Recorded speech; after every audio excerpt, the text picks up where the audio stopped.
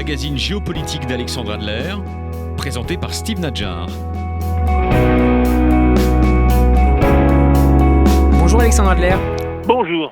Ravi de vous retrouver pour ce nouveau numéro de Mondovision, la nouvelle émission de géopolitique de Radio J. Au sommaire cette semaine, les tensions entre Israël et la Russie, la nouvelle stratégie palestinienne à Gaza, la victoire de Boris Johnson aux législatives au Royaume-Uni et enfin la crise au Liban. Mais commençons Alexandre par un espace dont vous êtes un éminent spécialiste, la Russie. La justice locale a confirmé jeudi en appel la peine de 7 ans et demi de prison contre Nahama Issachar. Cette Israélienne est emprisonnée dans la région de Moscou depuis avril dernier. La police lui reproche la possession de plusieurs grammes de cannabis dans ses bagages. De toute évidence, la peine apparaît disproportionnée et elle semble très influencée par les récentes tensions entre Jérusalem et Moscou suite à l'extradition par Israël d'un hacker russe aux États-Unis. Alors Alexandre, peut-on espérer un accord diplomatique en vue de la libération de Nahama Issachar ? Oui, bien entendu, cela viendra, mais bien entendu, il faut savoir qui agit avec les juges là, qui sont alors plus que partout dans le monde des juges et pas des juges, mais en France aussi, nous avons aussi les juges d'instruction, les juges d'application des peines, et nous savons très bien ce que vaut la justice en France. Mais en Russie, c'est évidemment pire. Et alors, qui est visé par ces actions ? Eh bien, aussi surprenant que cela soit, c'est Poutine lui-même. Car ce qui est reproché à Poutine, qui n'est nullement le despote qui a tous les pouvoirs aujourd'hui en Russie, mais qui le partage avec d'autres forces, notamment son ministre des Affaires étrangères, l'Arménien Lavrov, qui est un adversaire résolu et permanent d'Israël. Et donc, bien entendu, ce qu'il reproche à Poutine, c'est sa diplomatie qui est plus que de la diplomatie. C'est son entente permanente avec Bibi Netanyahou et avec l'État d'Israël. Et donc, bien entendu, il fallait marquer le coup et les juges sont venus là pour inculper une Israélienne de manière absolument grotesque, de manière à faire chanter Israël, mais surtout à faire chanter Poutine. Eh bien, cette affaire, évidemment, aura une issue. Il faudra, bien entendu, négocier quelque chose, il faudra sans doute donner de l'argent, mais il faudra surtout que Poutine reprenne les choses en main, et ce n'est pas du tout impossible que l'on se débarrasse rapidement de Lavrov. Alexandre, oui. Qu'est-ce qu'Israël pourrait proposer à la Russie pour obtenir la libération de Nahama Issachar ? Oh, il y a toujours des petites choses, il y a des gens qui sont inculpés aux États-Unis qu'on peut faire sortir, il y a probablement des dossiers qui sont délicats pour les Russes, notamment vis-à-vis des États-Unis et de la Grande-Bretagne. Donc, bien entendu, Israël peut venir là un petit peu en aide pour essayer de faciliter les choses, surtout que les Russes ont absolument besoin de la modération israélienne en Syrie, où ils comptent continuer à s'implanter en dur, et c'est un problème qui n'en est pas un pour Israël. Il y a un accord global de Poutine et de Bibi Netanyahou pour laisser, au fond, les Russes faire ce qu'ils ont à faire sur le théâtre syrien, tout en laissant, par contre, à Israël une marge beaucoup plus importante au Liban, où les rapports avec la communauté druze sont beaucoup plus importants. Donc, des donnants, il en existe. Des bonnes volontés, il en existe beaucoup, notamment en Russie. Mais il y a aussi des mauvaises volontés qu'il faut maintenant briser. Et ce n'est pas toujours si simple. Mais je suis de ceux qui pensent que Lavrov en a beaucoup fait et qu'on pourrait se débarrasser de cet remuant arménien en l'envoyant maintenant, puisqu'il en a exprimé le désir, vivre une nouvelle vie aux États-Unis. Eh bien, pourquoi pas ? Mais pour l'instant, nous n'en sommes pas là. Il va falloir négocier, et je fais confiance, bien sûr, à la diplomatie israélienne, si elle n'est pas paralysée par ailleurs par d'autres Jules, les Jules israéliens, pour effectivement trouver une solution. Alexandre, j'aimerais vous faire réagir à un autre événement cette semaine concernant la relation israélo-russe. Une délégation de hauts diplomates russes était en Israël jeudi pour une rencontre avec leurs homologues israéliens. Au menu de leur discussion, les récents blocages de citoyens israéliens à l'aéroport international de Moscou. Plusieurs avions Elal ont ainsi été longuement contrôlés à leur arrivée dans la capitale russe. Est-ce qu'il faut lier, Alexandre, là aussi, ces crispations à d'autres volets de la relation israélo-russe, notamment en Syrie, comme vous venez de l'évoquer ? C'est absolument évident, et c'est évidemment encore un coup de Lavrov. C'est toujours le même, et ce sont toujours les mêmes tentatives pour gêner directement Poutine. Il y a aussi une campagne insistante de réhabilitation de Staline qui va utiliser la visite de Trump à Moscou pour certainement orchestrer tout cela. Et dans cette idée de réhabilitation de Staline, qui est aussi un coup bas contre Poutine, qui s'est investi personnellement dans les campagnes anti-staliniennes, bien, je vois tout à fait la main des ennemis habituels de Poutine. Mais pour le coup, là aussi, ça n'ira pas si loin qu'il le pense, car finalement, il y a une espèce de réalité des choses qui veille. Et donc, en effet, le compromis se retrouvera là aussi. Les Israéliens sont particulièrement d'accord pour aider les Russes en Syrie. Il semble que la présence des Russes en Syrie soit un moyen d'empêcher les manœuvres de l'Iran, en tout cas des pires Iraniens, des gardiens de la révolution. Et donc, dans ces conditions, bien, il y a beaucoup de choses que Russes et Israéliens peuvent se dire. Ils se le disent déjà de manière beaucoup plus directe par le rapport direct qui existe entre Poutine et Bibi. Donc, je le pense, tout cela va finir par se résoudre. Mais c'était absolument agaçant, mais ce sont les derniers spasmes d'une période qui s'achève. C'est fini maintenant l'antisémitisme en Union soviétique et en Russie. Mais il y a encore des gens qui y croient encore et qui pensent qu'ils peuvent, à la marge, retirer quelques avantages marginaux de tout cela. C'est difficile pour eux. Alexandre, on quitte l'Europe de l'Est pour la bande de Gaza. Le secrétaire général du djihad islamique palestinien Abou al-Nakhala a annoncé en fin de semaine sa stratégie pour le prochain affrontement avec Israël, une alliance de feu avec son rival le Hamas. Une annonce qui intervient quelques semaines après les incidents à la frontière entre Tsahal et le djihad islamique, et au cours desquels le Hamas avait ostensiblement décidé de ne pas s'associer aux tirs de roquettes contre Israël. Dans quelle mesure, Alexandre, cette alliance peut-elle changer la donne sur le terrain en cas de guerre avec Israël ? Écoutez, le résultat de cela, c'est que si vraiment on dépasse un taux de provocation impossible, eh bien, tous ces gens-là seront balayés très durement, car les Israéliens ont en puissance de feu, en possibilité d'informatique, en renseignement sur le terrain, tout ce qu'il faut pour infliger une défaite cuisante et définitive à tous ces messieurs. Mais bien entendu, ceux-ci le savent. Et c'est la raison pour laquelle le Hamas bluffe, bien entendu, et que, encore une fois, comme d'habitude, il s'agit de propagande arabe et particulièrement de propagande palestinienne, nous sommes dans un mouvement qui est très économique avec la vérité, comme on dit en anglais, economic the truth. Ce sont des menteurs professionnels.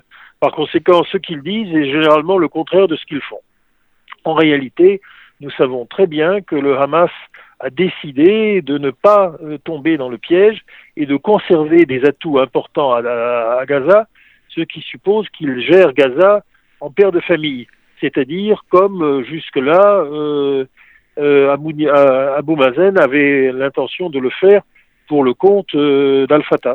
Alexandre. Mais en réalité, bien entendu, tout cela est encore un peu en fusion, mais il n'y aura pas de provocation, bien entendu. Alexandre, est-ce que cela veut dire que les intérêts du Hamas et du djihad islamique divergent finalement à l'égard d'Israël ? Le djihad islamique, ce n'est rien qu'un cache-sexe pour les gardiens de la révolution iraniens. Alors les intérêts des gardiens de la révolution iraniens, c'est d'utiliser encore aujourd'hui le couloir représenté par le Liban, de plus en plus balayé par les manifestations de masse d'aujourd'hui, et un peu la Syrie, mais de moins en moins possible compte tenu de l'engagement russe à stabiliser la situation en Syrie pour continuer à menacer Israël, à faire chanter Israël ou à lui balancer des tirs de roquettes. Mais tout cela, il y a loin de la coupe aux lèvres. Et aujourd'hui, les Israéliens, par les drones, par l'ensemble des moyens qu'ils ont mis actuellement en batterie, et je le répète, par les rapports très directs qui existent entre Netanyahou et Poutine, ont tous les moyens d'enrayer la situation du point de vue syrien aussi, et donc de commencer à stabiliser la situation en Syrie en accord avec la Russie, à condition que Lavrov soit réduit au silence. Donc je pense que tout cela est en train de se faire, et que bien entendu le Hamas n'a aucune intention de jeter de l'huile sur le feu. Le Hamas est parfaitement sensible à la politique israélienne, qui est une politique d'apaisement, Bien entendu, là aussi, nous sommes dans le poker menteur et le gouvernement israélien prétend le contraire.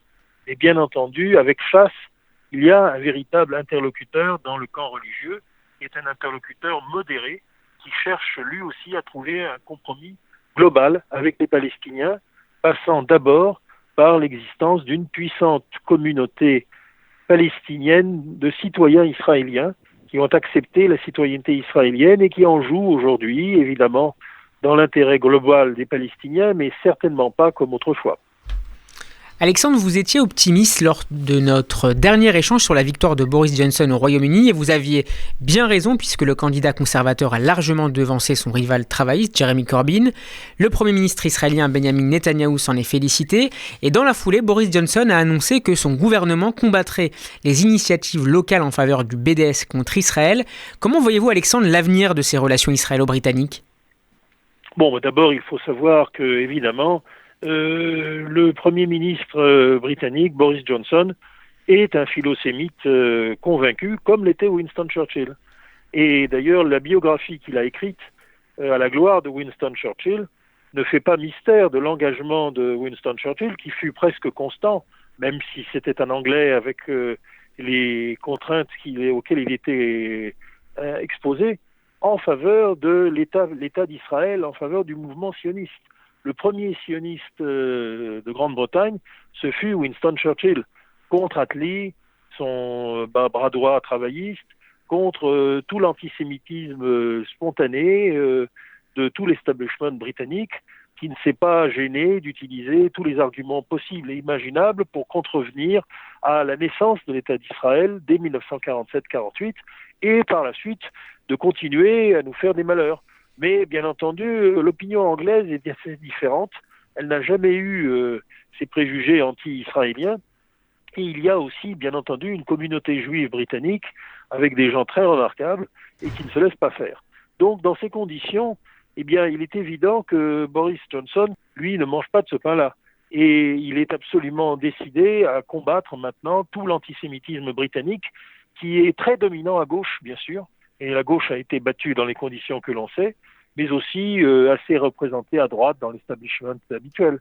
Donc tous ces gens-là vont enfin payer pour leurs crimes multiples et nombreux, et ils vont payer d'autant plus qu'en Inde même, eh bien, Amartya Sen, le grand économiste prix Nobel, qui joue un rôle politique important, est marié à une descendante de Lord Rothschild, Emma Rothschild, et qui elle-même va certainement jouer un rôle important, comme souvent les femmes le font en Inde, dans la vie politique.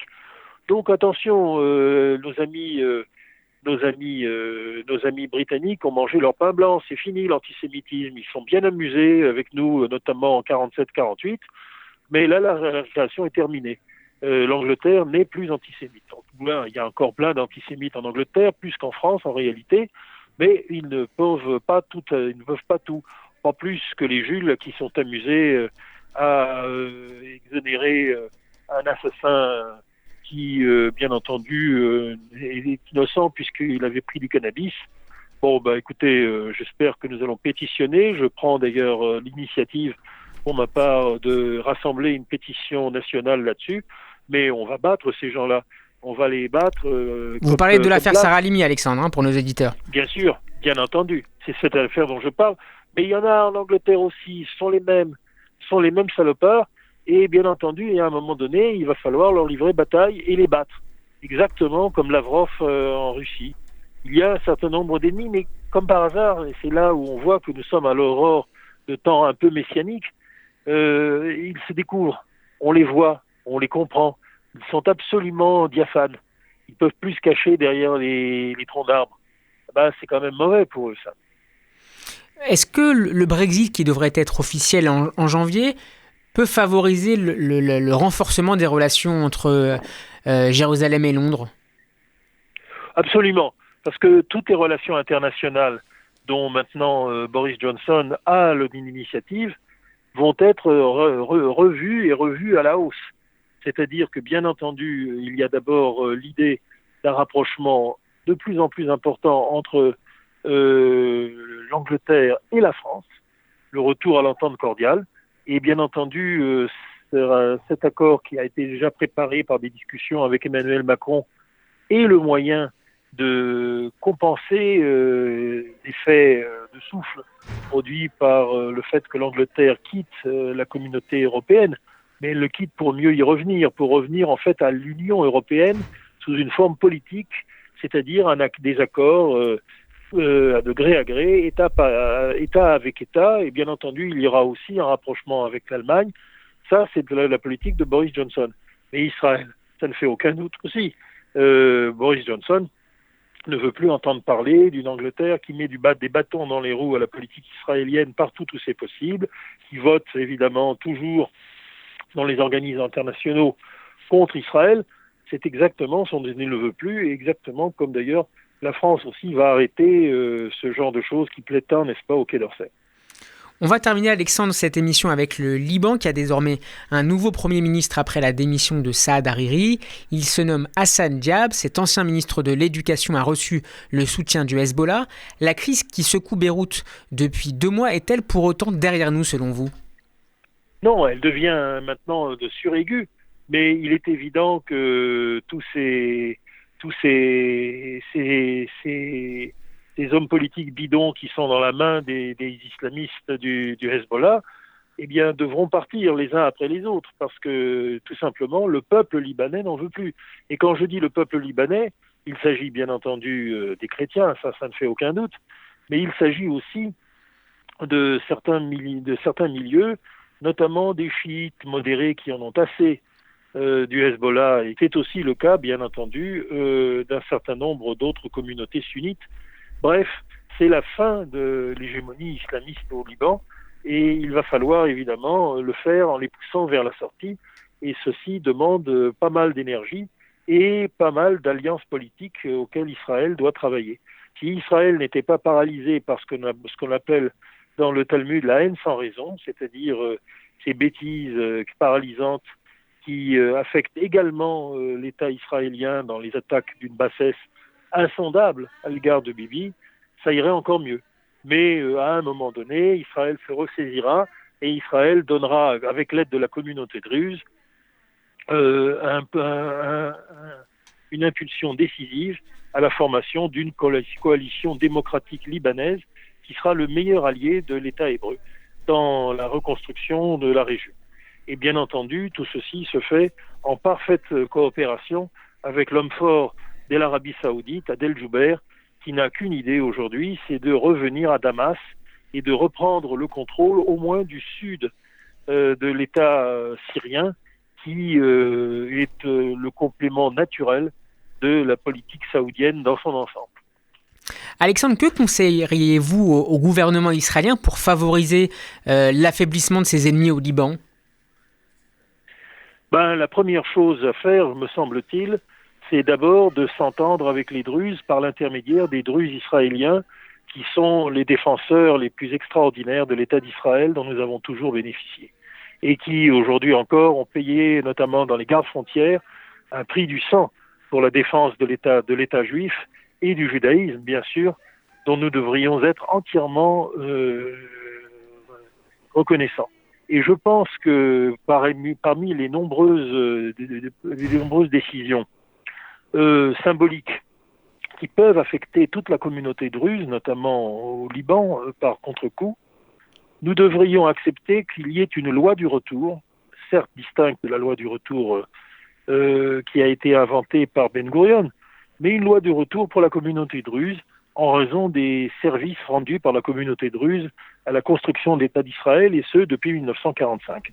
Et donc, dans ces conditions, nous devrions donc donner la possibilité à tous les Druzes, notamment ceux du Golan qui faisaient des comédies extraordinaires pour nous faire croire qu'ils étaient syriens, et ceci jusqu'à Quneitra, de leur dire, voilà, vous êtes sous la protection d'Israël, vous êtes exactement sous la même protection que tous les juifs d'origine juive de la diaspora ont été par la loi du retour, qui n'est pas la halacha.